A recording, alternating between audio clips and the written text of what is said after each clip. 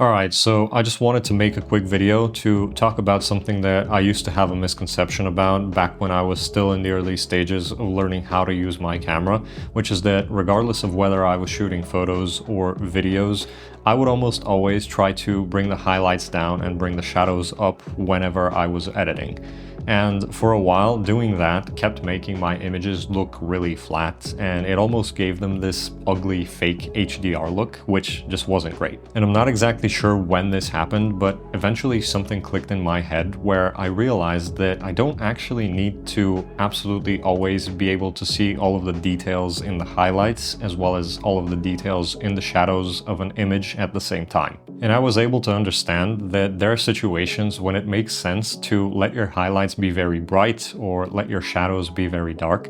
And in certain cases, it even makes sense to let them clip as long as you have a clear intention and a reason for doing so. And as long as it's in favor of actually exposing for whatever is most important in your frame. Alright, so this is the first shot that I want to look at, and this is definitely not the best possible exposure for this shot because you can see that the highlights in the window behind me are really bright and some parts of them are actually clipping. But there are a few reasons why I don't really care that that's the case. The first and the main one is that if this is something that I set up for something like an interview or a talking head setup for YouTube, what I would care about much more and what is much more important to me personally is that the subject, which in this case is me, is exposed well. And if I turn off the color grade for this clip and I put on the false color LUT that I made for my Sony FX30, you can clearly tell that, like I said, some parts of the window are clipping, but also if we look at my skin tones, they're sitting pretty much exactly where they should be. And that's why I would call this correct exposure, even though there are some parts of the frame that are really bright. Also, the second reason that I don't really care that this is very bright is that there is nothing outside of this window that's really that interesting and actually adds anything to this shot visually. So with those things in mind, I'm completely okay with sacrificing some highlight information here. But like I said, the exposure for this shot technically could be better if I were to drop the levels on the window. So I did another version of this shot where I used an ND filter to bring down the exposure outside of the window,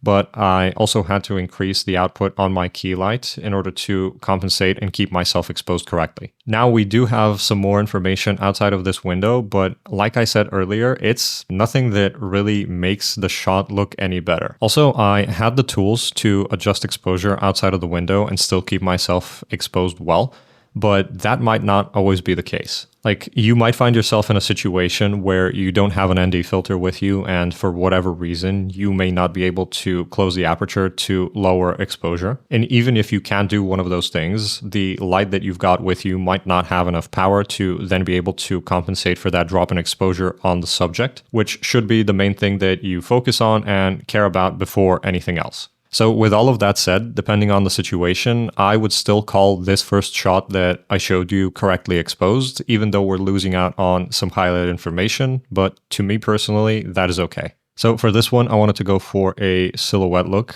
and a silhouette look usually inherently needs the background to be brighter than the subject. So that's why I exposed for the outsides and I left myself to be very dark. In this case, I'm intentionally letting my shadows be very dark, but considering I know what look I'm going for and that this is what I need in order for it to look right, that is okay. This is a setup where it wouldn't make any sense to bring in a light to make me brighter in the frame, and there's also no point in bringing out the detail from the shadows in post because that would completely ruin what I'm going for. And I would personally consider this to be a very good example of how knowing what is important in your frame helps you to expose correctly for it. In the last example, the most important thing in the frame was the subject. In this one, the most important thing is the specific look, even though that means that the subject stays very dark. And here's a shot where I wanted to have it be high contrast and dramatic, but not as dark as the silhouette example. This is a standard far side lighting setup where the camera is shooting at the darker side of my face and the key light is on the opposite side just out of frame here. But I've also got a practical that I've set up in the background to make it seem as if that is what's lighting me, even though it's actually not. In this case, again, I want to look at what I consider most important, and that would be the subject, which again, again, is me, but also the intention of keeping the image dark and more dramatic. So with that said, if I turn off the color grade for this clip and I look at false colors on a log image again, we're seeing both clipping highlights on the light as well as clipping shadows in my hair, parts of my shirt, as well as the wall behind me. But looking at the skin tones, those still look correctly exposed to me personally relative to what I said I wanted to go for. Now, the light behind me is an IKEA smart light and it's connected to a remote so I can dim the bulb. So I did another version of this shot where I made it so the light doesn't clip.